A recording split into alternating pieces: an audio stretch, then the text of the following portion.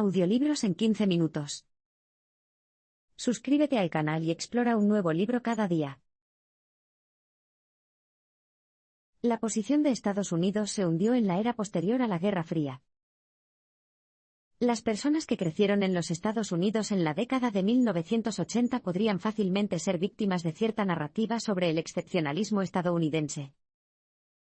Películas populares como Top Gun y Rocky IV estaban adoctrinando a las mentes jóvenes con la idea de que ninguna potencia extranjera tenía ninguna posibilidad contra los Estados Unidos y su incansable estilo de libertad justa. Los letreros del mundo real respaldaban esta idea. La economía estadounidense estaba en auge, el imperio soviético se derrumbaba y, al final de la década, el muro de Berlín había caído. El derrumbe del muro fue una señal tan clara como cualquier otra de que Estados Unidos había ganado la Guerra Fría. En cierto modo, fue un punto culminante para los Estados Unidos. Pero también dejó un enorme vacío, ya que el país se preguntó, ¿a dónde vamos a partir de ahora? ¿Cuál es nuestro propósito en el mundo? El mensaje clave es, la posición de Estados Unidos se hundió en la era posterior a la Guerra Fría. Tras la Segunda Guerra Mundial, los Estados Unidos se dedicaron a promover la democracia. Para muchas personas, incluidas las que vivían bajo el dominio soviético en el bloque del Este, este era un propósito imperioso. Pero después de la caída del telón de acero, las cosas se pusieron más turbias. Los valores que Estados Unidos promovía tenían que ver menos con las libertades personales y la democracia, y más con los dólares y los centavos. Se trataba de hacer crecer una economía mundial saludable. En lugares como Hungría y Rusia, esta medida planteó interrogantes sobre el tipo específico de capitalismo de Estados Unidos. La política y la corrupción siempre han ido de la mano, pero en los años posteriores a la Guerra Fría, quedó claro que los mercados monetarios estadounidenses, generadores de riqueza, también tenían una marcada desigualdad económica. No se podía escapar al hecho de que Estados Unidos estaba promoviendo un sistema diseñado para ayudar a los ricos a hacerse más ricos. No solo eso, sino que en 2008, cuando una devastadora crisis financiera se extendió por toda Europa, se reveló que el sistema era una amenaza peligrosa para cualquiera que no fuera asquerosamente rico. Al mismo tiempo, Estados Unidos había pasado los comienzos del siglo XXI sumidos en una interminable guerra de pesadilla en el Medio Oriente. Tras difundir una versión ruinosa del capitalismo, Estados Unidos estaba haciendo gala de su fea fuerza imperialista con el pretexto de la llamada guerra contra el terror. Sin embargo, en lugar de reducir los actos de terrorismo, la guerra pareció crear más violencia e inspirar a las futuras generaciones de extremistas. Una vez símbolo de libertad y prosperidad, Estados Unidos después de la Guerra Fría ahora propagaba la violencia y la pobreza. ¡Oh, cómo habían caído los poderosos! El líder húngaro Viktor Orbán muestra cómo el nacionalismo y el autoritarismo van de la mano. Política de identidad. Probablemente hayas escuchado mucho el término durante la última década, ya que está en el centro del nacionalismo, que también ha experimentado un preocupante aumento en la era posterior a la Guerra Fría. Los políticos de derecha están ansiosos por explotar los temores de los votantes sobre la identidad nacional y protestar contra cualquier posible amenaza, ya sea la moral occidental laxa o los refugiados musulmanes. Para despertar un sentimiento de orgullo nacional, estos políticos también alteran la realidad. Presentan una versión sencilla de la historia de sus naciones, una que cualquier votante puede abrazar con entusiasmo. Lo hemos visto en la petición de Donald Trump de hacer que Estados Unidos vuelva a tener grandeza, pero también está detrás de la política actual de Rusia, China y la Hungría de Viktor Orbán. El mensaje clave aquí es, el líder húngaro Viktor Orbán muestra cómo el nacionalismo y el autoritarismo van de la mano. Desde que se convirtió en primer ministro en 2010, Viktor Orbán ha reforzado sistemáticamente su control autoritario sobre Hungría tomando el control de los medios de comunicación y el sistema judicial, limitando la libertad de prensa, restringiendo las libertades civiles y socavando los principios básicos de la democracia. Pero no siempre fue así. De hecho, Orbán comenzó como un político de izquierda a finales de los 80 y principios de los 90, cuando Hungría se hizo más democrática. En ese momento, Orbán criticó la corrupción e instó a su país a avanzar, abrazar la democracia, rechazar el dominio soviético y trabajar por un futuro libre y más abierto. Pero eso cambió después de la crisis financiera de 2008. Hungría se vio particularmente afectada. Tras haber sido primer ministro durante 4 años a principios de la década, Orbán necesitaba algo para revitalizar su carrera. Así que se transformó en un candidato nacionalista y populista, un líder que podría hacer que Hungría volviera a ser grande. Como lo explicó Orbán, el problema era que Hungría había sido demasiado abierta, demasiado liberada, demasiado occidentalizada. Necesitaba reforzar sus fronteras y volver a sus raíces y valores cristianos fundamentales. La política de identidad funcionó tan bien que Orbán no solo fue reelegido primer ministro, sino que su partido, Fidesz, obtuvo el control de 2/3 del Parlamento. Se aprobaron más de 1000 leyes nuevas, mientras Fidesz reescribía la Constitución, cooptaba a los principales medios de comunicación y televisión y cambiaba las leyes electorales, todo lo cual dificultaba que se escucharan las voces de la oposición. El plan de Orbán no era nada único. Viene directamente del manual autoritario, y es la misma estrategia básica que se ha utilizado con gran eficacia en Rusia, China y los Estados Unidos. El ascenso de Vladimir Putin al poder comenzó tras la caída del telón de acero.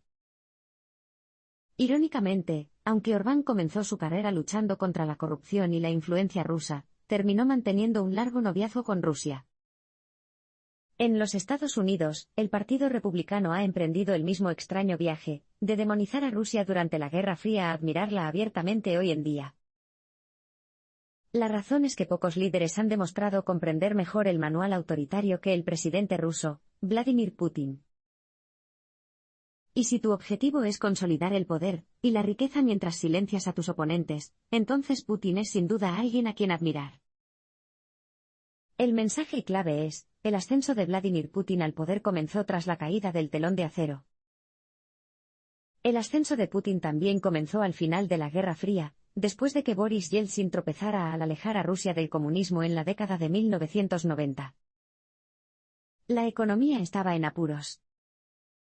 La corrupción estaba muy extendida. Yeltsin había trabajado con asesores estadounidenses para abrir la economía, pero una vez más, eso solo reveló que el sistema se creó para beneficiar a unos pocos, no a muchos. Las mujeres intentaban ganarse la vida contrabandeando vodka a través de la frontera. No era difícil interpretar la situación como una humillación duradera provocada por Occidente. En 1999, Putin fue elegido sucesor de Yeltsin, en parte porque Putin garantizó que Yeltsin no sería acusado de corrupción. Y, como haría Orbán años después, uno de los primeros pasos de Putin fue tomar el control de los medios de comunicación y convertirlos en canales para enviar mensajes a favor del gobierno y avivar el fervor nacionalista. La riqueza se dividió entre amigos y compinches, como Igor Sechin, a quien le entregaron la petrolera Yukos. Mientras tanto, aquellos que eran vistos como una amenaza, como Mikhail Khodorkovsky, adinerado e independiente, podían terminar en prisión. De hecho, oponerse a Putin se convertiría en un asunto mortal. Una voz disidente de alto perfil fue Boris Nemtsov, quien fue asesinado a tiros en Moscú, a pocas cuadras del Kremlin. Otro es Alexei Navalny, quien habló extensamente con el autor en su investigación antes de ser envenenado y hospitalizado en agosto de 2020. Durante la última década, Putin, con su partido Rusia Unida, aumentó gradualmente su control sobre la nación, seleccionando cuidadosamente a los gobernadores locales y al poder judicial, al tiempo que amplificó la retórica de Estados Unidos contra Occidente. Como veremos en un abrir y cerrar de ojos, Estados Unidos le dio a Putin suficiente munición para sus argumentos sobre la superioridad moral. En muchos sentidos, Estados Unidos proporcionó munición para el autoritarismo en el extranjero.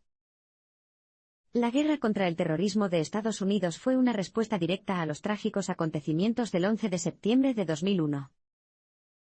Obviamente, los ataques al World Trade Center y al Pentágono estaban destinados a cambiar a los Estados Unidos, pero eso no significa que su reacción fuera necesariamente buena. Lo que siguió fue una respuesta nacionalista y militarista. Con la creación del Departamento de Seguridad Nacional y la aprobación de la Ley Patriota, las libertades civiles se vieron erosionadas.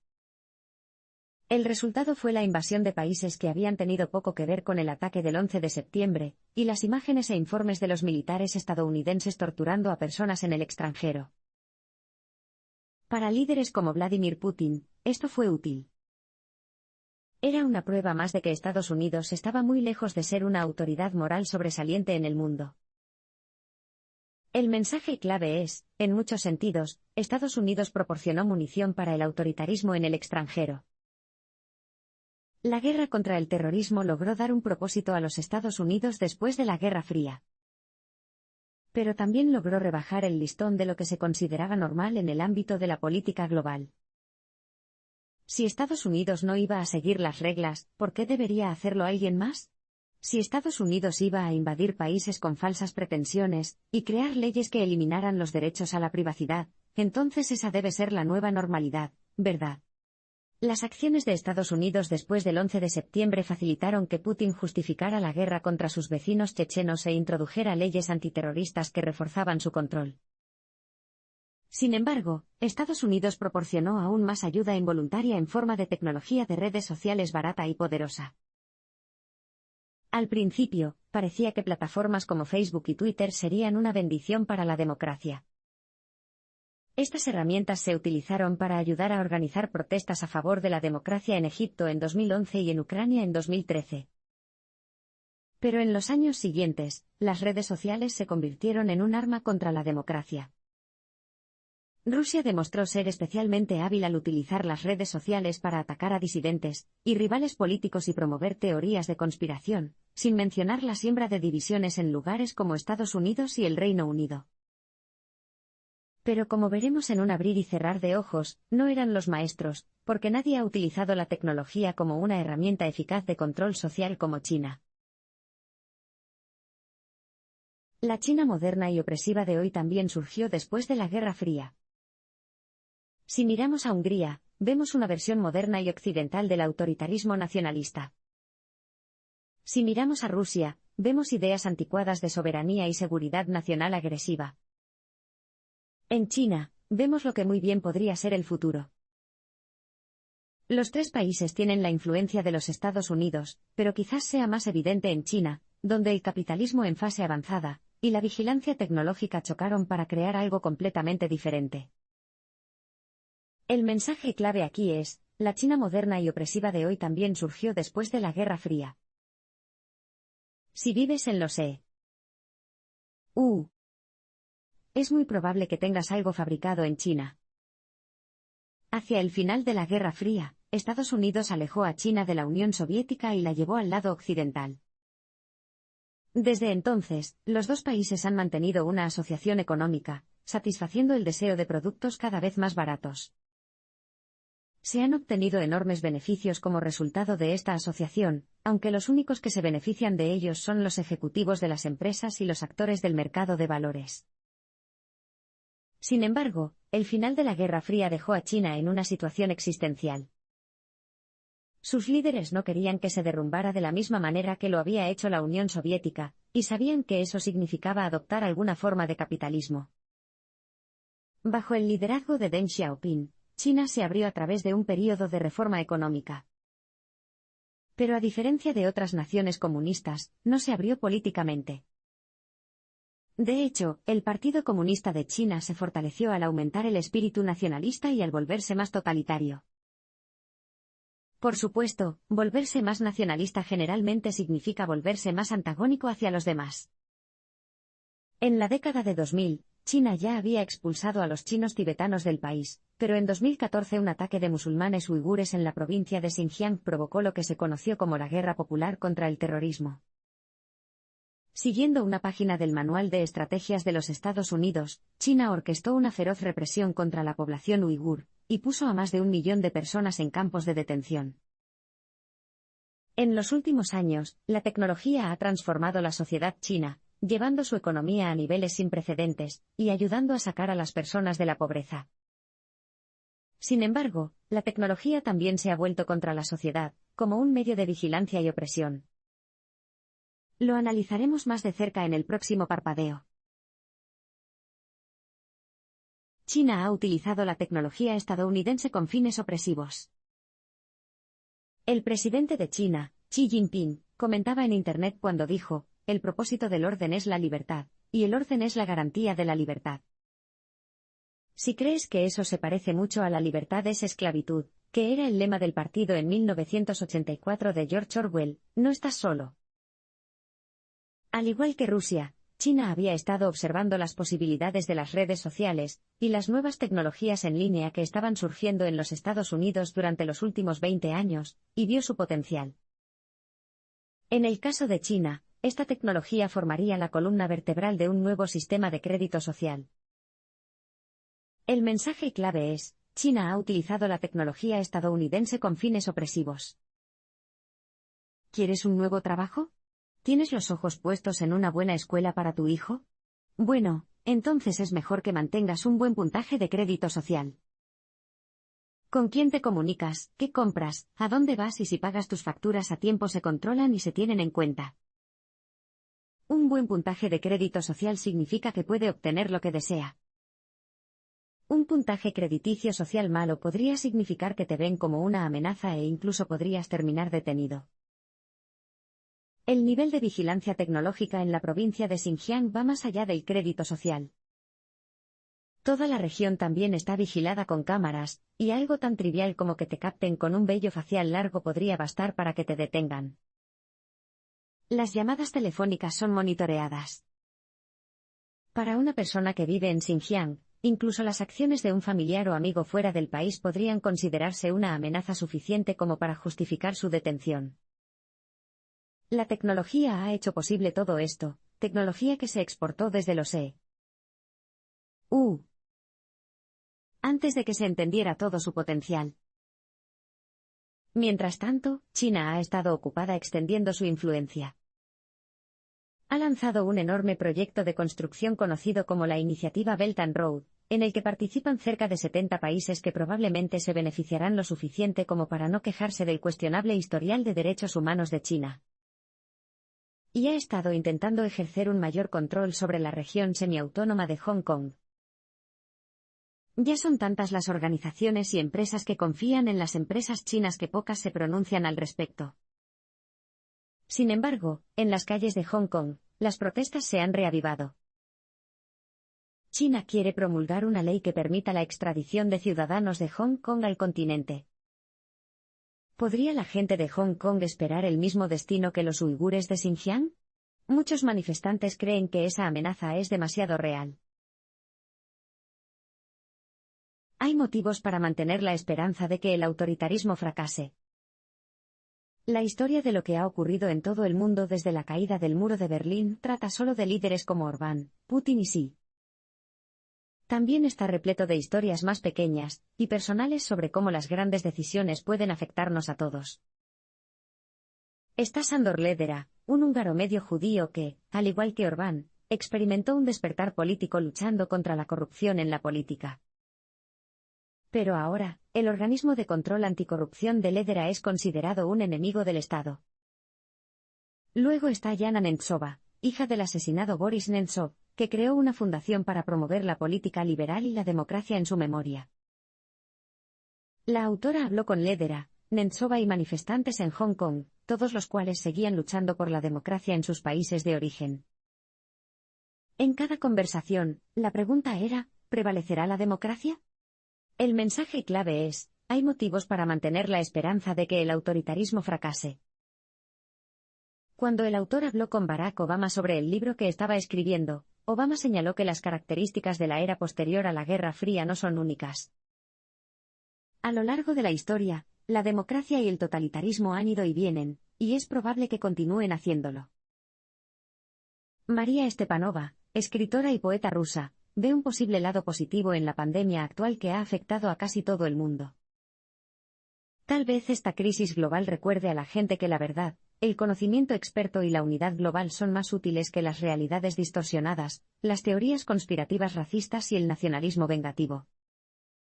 Tal vez la gente vea lo absurdo de quedar atrapadas detrás de sus propias fronteras estrechamente amuralladas.